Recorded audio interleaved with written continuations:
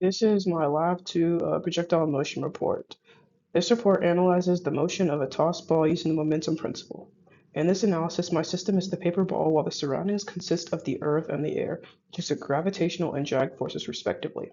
I compared my real-world observations to two computational models, one assuming only gravity and a second including air resistance/drag.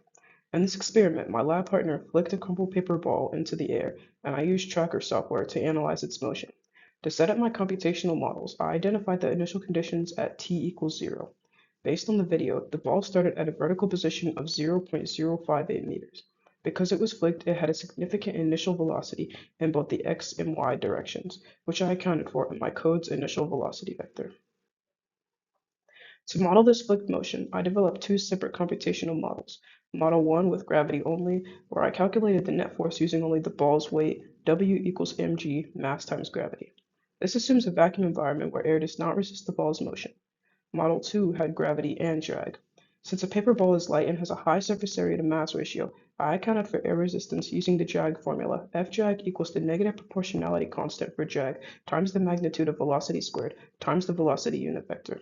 Because the drag force is proportional to the square of the velocity and acts in the opposite direction of motion, it constantly pushes against the ball's travel. The iterative process. In both models, I used the momentum principle to update the ball's velocity and position over small time steps of delta t equals 0.033 seconds, allowing the model to predict the ball's path frame by frame. By comparing both, I could determine if the flick's initial momentum was more affected by gravity alone or the combination of gravity and air resistance. As shown on the graph, the model with drag provides a more accurate prediction of the landing time than the gravity-only model. While there is still a small discrepancy between my observations and the code, adding air resistance significantly reduced the error in predicting the ball's final position. The small remaining difference between the observations and the drag model likely comes from human error in point tracking and tracker or variations in the air current in the room.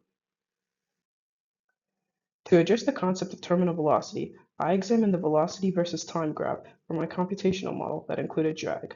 Terminal velocity occurs when the force of air resistance exactly balances the force of gravity, resulting in a constant velocity.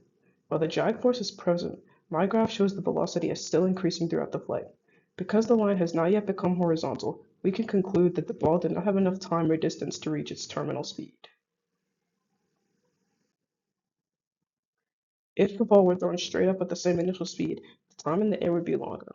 In my experiment, my initial velocity vector had both x and y components. This means only a portion of that total speed was used to move the ball upward. In the what-if scenario, by throwing it straight up, the entire initial speed is assigned to the y component of the velocity vector, the computational logic. In our GoScript loop, the computer updates the position with position equals position plus velocity times delta t in every time step.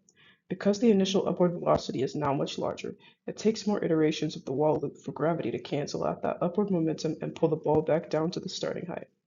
The result is more iterations in the code, directly equaling a longer time before the ball reaches the floor condition in the program.